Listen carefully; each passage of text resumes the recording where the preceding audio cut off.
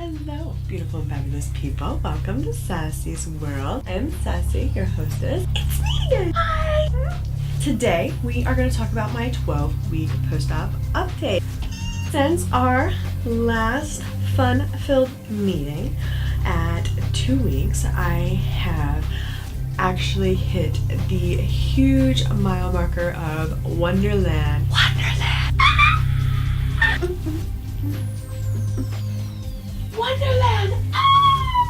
I am so very excited about this. Right around Christmas, I hit 100 pounds gone for the entire year of 2015. So that itself was super duper exciting. And then just this last week, I hit 199. I'm so excited. And today I am 197. I am now also in a size 15, Mrs. I have no clothes hardly in my closet other than things that I had bought at one point to be my goal clothes. So this was a goal shirt and the pants that I'm wearing are a size 15. So I'm so blessed to be losing these pounds and losing inches everywhere and really just feeling way better than I did before. And overall and in general. And I really had a hard time the first 8 to 10 weeks. And you know, there's a lot of people who talk about hibernation syndrome and just the first 6 to 8 weeks just really not feeling like yourself, and I definitely experienced that. It's hard to get up and do some things. I just had days where I just really didn't have the energy to accomplish a lot of the things that I needed to accomplish, and I just felt like there was a mountain of tasks in front of me. And I think that a lot of that is because, you know, we go to food for our comfort. When we can't go to food for our comfort, we can get overwhelmed, and I definitely felt overwhelmed. And especially when you're only eating, you know, 500 to 700 calories a day, you can be a little bit more lethargic. So I definitely experienced that, and I've read that it's called hibernation syndrome. So it might be something to definitely look up on, because I was not aware of it until after I had surgery, and it was definitely something that I really experienced. So but the good news is that 12 weeks out, I'm feeling so much better. My energy is so much better. I was able to walk 7 miles last week, so I've really come a long way with how good I feel, what my activity level is, and just moving forward and becoming stronger, not to mention, you know, the fabulous results of looking way thinner. So I want to talk to you guys a little bit about this post-op diet, your restrictions, and being able to live with those restrictions and things like that. I have, as I've mentioned before, I am a food addict, and I have issues with food and controlling things, especially with binging and so forth. And so I've really had a lot of time in the last 12 weeks to really get a hone on what's happening in my body and not being able to do those things because binging could be detrimental. And so everything is pretty much either weighed, or I don't go over, you know, a half a cup, 3/4 of a cup is about as much as I will put, and I really have started to listen to my body. And the other thing that I did is I have gone completely gluten-free, and that's really allowed me to very easily say no to certain things, because cookies, candy, cakes, brownies, all that kind of stuff is obviously made with flour, wheat, gluten, all that kind of good stuff. And so by going gluten-free, it's a lot easier for me to just say, you know what, I'm not gonna have that today, even though all I want to do is go, oh, sorry. But really, I have had a few times where I've really wanted to break, and where it is so difficult to just not go for that comfort food, or not go for that sweet thing, or not go for whatever it is that you're craving. I have so far thankfully been really successful with that, and I've really tried to apply what I used when I quit cigarettes. And so when I quit cigarettes, what my mom told me was just never pick another one up. The trick is just never pick another one up. And so I'm really trying to apply that with a lot of foods that would be my trigger foods that would cause me to overeat. And so my trick at this point is to just not pick them back up, because I feel like once I would start, I would open up myself to be able to continue to do that, and I've gone this far at this point, so I really just want to stay strong on that, and so far I have been able to. And the one or two times that I've really gotten to the point where I'm like, oh my god, this is all consuming, I'm really gonna have a meltdown if I don't have this one particular thing. I sat for a second and I really contemplated this long and hard, and I thought to myself, and I was like, okay, so if I eat this, yes, I totally psychoanalyzed myself, I'm sorry. If I eat this, it's gonna taste really good.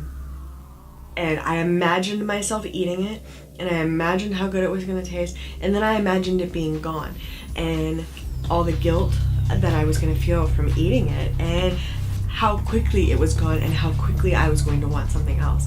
And by just imagining it, because I mean, come on, I mean, I've tasted it a million times.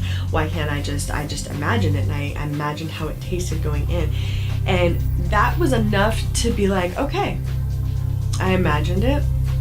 I could almost taste it, but I knew if I actually went down and did it, that there was going to be guilt, and that, you know, that it was going to be the start of a bad cycle. And so I just said no. And I felt really good, and I was able to make it through. And the longer that I am strong, the stronger that I feel, and the easier it is, the more I'm able to just look away and it be okay.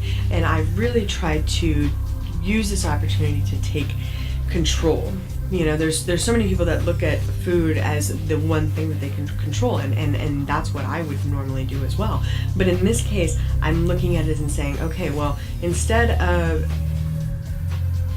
me feeling like the doctors are saying you can't eat this or you can't eat that, and it being in their control, this is something that I am choosing to do for me, and that puts this back in my control. Therefore, I am controlling what I put in my mouth. I am in control.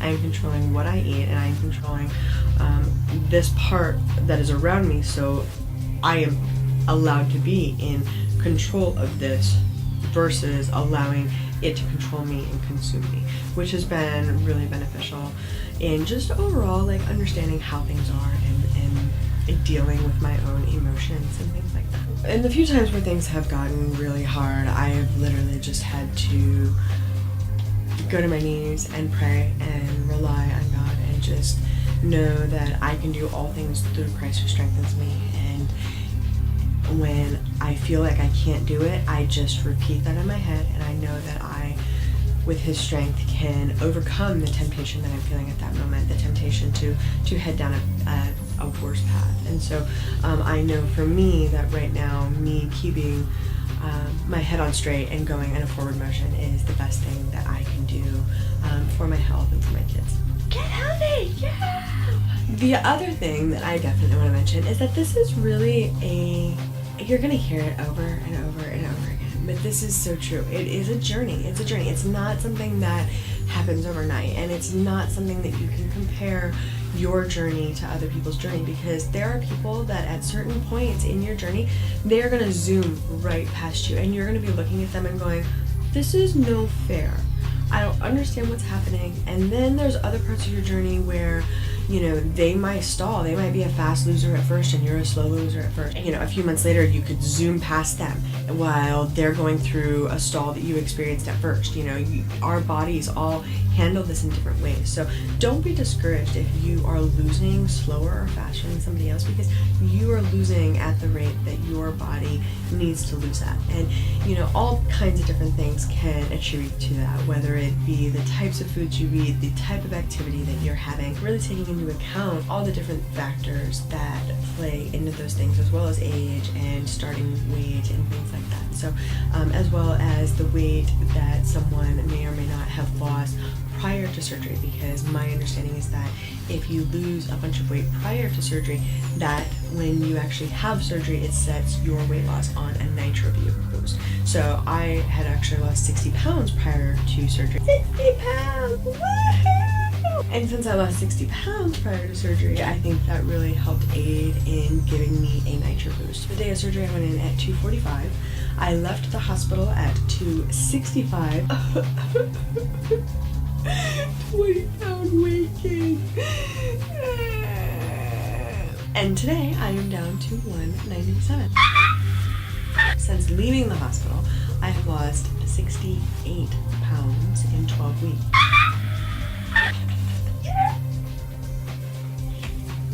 I just want to encourage you that if you are considering going down this path or considering having surgery, or if you are already having had a surgery and are in that really tough time afterwards, things can definitely get better.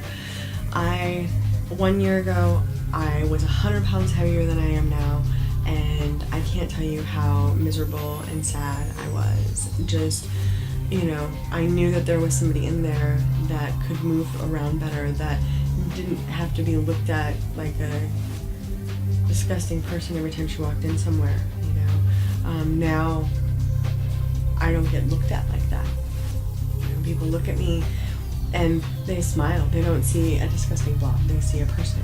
And, you know, it's sad that our society is like that, but it's been really nice to feel normal again and not feel second rate or out of class. And because anybody who has a considerable amount of weight on them will tell you that people look at you different, they treat you different, you know, they make fun of you, they poke fun, they point, you know, and it's difficult. It really is. So not experiencing those things lately has been a godsend, and just the overall NSV non-scale victories are overwhelming on a daily basis. It's hard to really even express how amazing this has all been. I put together a little picture for everybody to show you the fun stuff. This is the picture of me heaviest versus last week. So you can definitely see the difference of 343 to 200. I mean, same shirt and all. That was the day I went in to have my daughter, so that was my highest weight ever 9 years ago. So it's been so amazing, and I just want to encourage you that if you are really thinking about this and you are ready to turn your life around, do this. Take the opportunity if you have received it, because for the last 7 years I couldn't get under 265. Nothing that I could do, no matter how hard I tried. And by going through this program, sticking with it, following the doctor's orders, I am now under 200 pounds and still losing. So I'm excited to see where I'm going to be in the next few months. And in the meantime, I want to say thank you guys for following me on my journey, and you know, want to invite you back as I continue to do these. And so just want to keep this one short, sweet, and give you guys a quick wrap up of how things have been the last few weeks. Feel free to continue to follow my journey on a daily basis. I actually post quite a bit on Facebook, or check me out on Pinterest. All kinds of cool recipes and all kinds of stuff that I find on there that look so yummy. And if you are at all interested, I was actually part of a movie last year called Seeds of Grace, and you can find it by going to seedsofgracemovie.com. Feel free to follow us, like us on Facebook as well, Seeds of Grace Movie. I actually wrote it and co-starred in it, so would love to have you guys check it out. And you can kind of see where I started my journey by looking at some of the pictures. So it's been so amazing to see, even in myself, going back and looking at some of the footage from the movie and seeing how much I've changed so far has been truly astounding. I have also, through our company, been working on releasing a book by Lena K. King. It's called The Shepherd. So you can actually see both of those by going to our website, which is Revelation Media, which you can find here. So check it all out, and I look forward to seeing you guys all next time. Hey, don't forget, like, comment, subscribe, and leave me some feedback. Ask me some questions, and maybe next video I'll answer your questions. So thanks so much for tuning in and watching, and we will see you again soon. Thank you, beautiful and fabulous people. Love you. You can do it. I'm sorry. I am in control. You don't control me. Please love God. Please watch over all my very unlikely people. And please bless all those who are Sasssys.